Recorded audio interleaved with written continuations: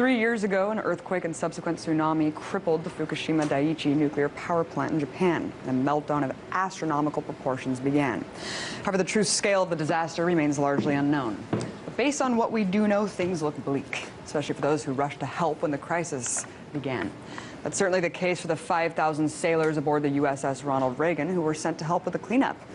And as they were floating offshore, they weren't given any sort of preventative treatment or iodine tablets until after they left Japan 80 days later. In fact, they weren't even told there was a nuclear meltdown for an entire month, all the while dosing themselves daily with radioactive water. Sailors on board were told to sign away their liability, and for good reason. Over 100 of them have since developed radiation sickness and cancer.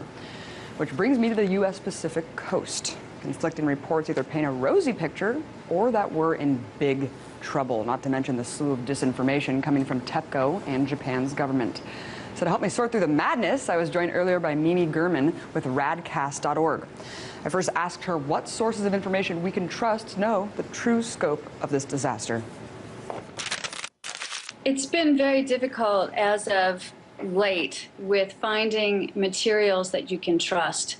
There's been a disinformation campaign both from, I think, obviously TEPCO and the Japanese government with its secrecy law coming in, which has made things extremely difficult, down to, who's giving us correct information on the ground. And I'm one of those people on the ground, and I have to look at that as well. So the people that I trust are primarily at this point citizens who have monitors.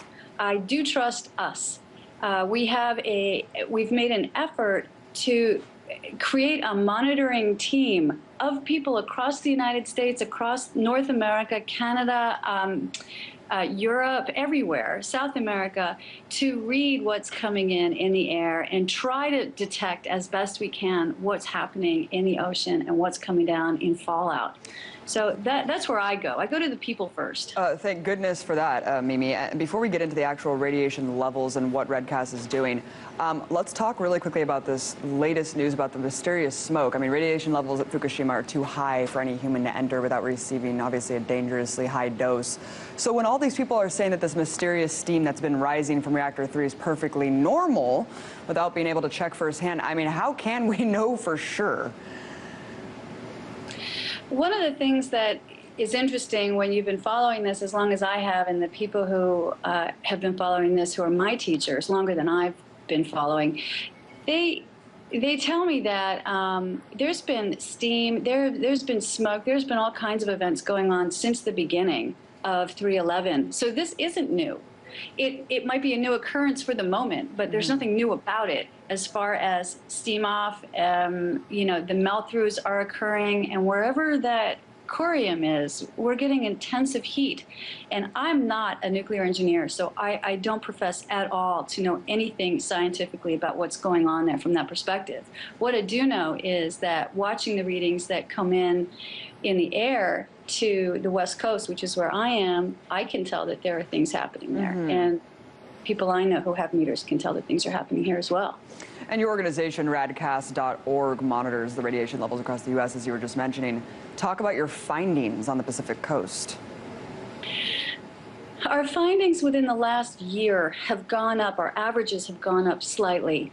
And that's something to look at. We are aware of what our quote-unquote normal background numbers were before and around 3/11. Some people have been monitoring the air for a really long time, and we've all been in touch with each other, and it's really important to get that backlog of data.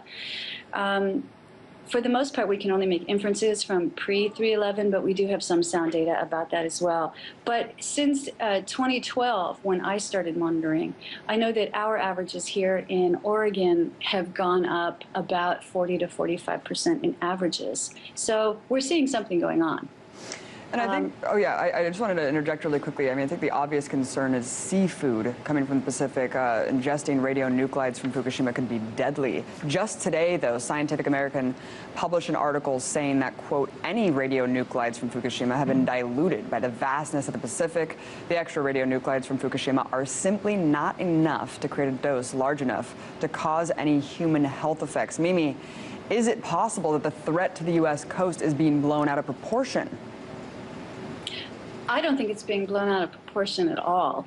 I think at times we might get some readings from people that are incorrect, but overall, when you think about radionuclides going into somebody's body, what we know is they're never okay. They can cause cancer, and you can't get rid of them once they enter your body. So because of the way that bioaccumulation works in the food chain, we know now that the seaweed has been affected since a while ago now, about a year and a half. We've had those findings, if not longer. We know that the tuna has been affected. We know that the herring has been affected. And we know in Canada on the West Coast, in Vancouver, lots of sources have been affected. So when we hear that, we have to look at everything in between. And then we have to look at who's testing. And not for the accuracy of the test, but for the fact of, is anyone testing? How often are they testing? The EPA shuts down its testing whenever they feel like. We can't get significant readings from them many times whenever there's, in fact, when Building 3 happened recently, this recent steam off, we cannot find EPA readings around that time. So what I'm saying is we need to know that governments are testing this, that groups like NOAA are testing this constantly so that we can get accuracy. And until we get accuracy and we allow some time for the bioaccumulation to read out in greater numbers, I can only advise people to not eat the fish from the ocean. Radcast is also connected with independent monitors in Japan. What have you learned from them, and how does it differ from the reports we're hearing on the media? Well, fortunately, Safecast created a monitoring system for the Japanese people immediately after Fukushima happened. And because of that monitoring system, the citizens monitoring what was going on with their meters, we knew that what they were saying and what TEPCO was saying were two different stories. TEPCO thought that they could continue to lie to us about their findings while we were seeing in video on YouTube results from the citizens' meters saying that their readings are so high. They're finding particles in Tokyo. I'm sure their water is affected, their drinking water, due to the aquifer that's right beneath Fukushima Daiichi. And I'm devastated that the Japanese government isn't doing more to protect their people. And I'm also devastated that we have so many people, not just on the West Coast in the United States, but all over North America, who are who have been hit, especially in the beginning, with particles in the fallout. And we know that through Arnie Gunderson at Fairwinds, through his testing, and we know that through numerous testings, in fact, from the Canadian government. They have many reports out talking about the levels of xenon that they found, which comes from fission. And Arnie found particles of plutonium. And he said that every individual in Seattle, and he later said in Portland as well, was receiving about 10 hot particles a day during maybe it was 2 or 3 weeks or so right after Fukushima happened when he did his testing. When you ingest particles, they don't go away. They will affect your DNA. Well, I'm sure Congress is on the case. Radcast is also presenting its findings to members of Congress. How are they responding, Mimi? We have gone to Senator Wyden's office numerous times over the last year and a half to report to them what it is that we're finding. And the line is, yes, Senator Wyden's very concerned. Of course, you know, he went to Fukushima. Yes, we know that. And we expected more from Senator Wyden. And I feel good about saying this, that Senator Wyden needs to, because he went to Fukushima, because he saw the devastation, he needs to use his power in the Senate and make people pay attention and get that international community together to get over to Japan and deal with the situation. We still don't have an international team over there. Unbelievable. Almost 3 years later. Right.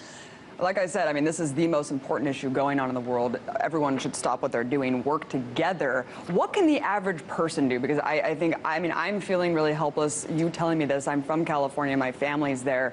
I mean, what can we do to combat this? Any advice? I think that we have to look at mitigation, and we can't get rid of the fallout. We can't get rid of what's happening at Fukushima. No one can. That's the problem with Fukushima. It's going to be a perpetual disaster to us everywhere on the planet for, thousands of years to come. So what we can do is, if we got monitors, for instance, we can do our own testing in our own area. You can depend on your own monitor, assuming it's a good monitor, and you can see, look, we're getting a little bit of hot rain today, and there's a little bit of radiation in the rain. And even the slightest amount of radiation that we see above our background is something to look at, and you get to make a choice. Do I want my kids to go play soccer today in the rain, or do I want them to come home, no matter how disappointed they are? Do I want to go take that hike in the rain? What about my animals? RADcast is working at sourcing out really good food supplies so that you can go and know that these vitamins have been tested, the ingredients that went into them, food sources, green products, things like that, will only have sources on RADcast that are tested specifically for radionuclides. Thank you so much. I know that you guys have radiation maps as well that you're providing. Everyone go to radcast.org. Check it out. Thank you so much, Mimi Gurman. Really appreciate your time. Thank you so much for having me.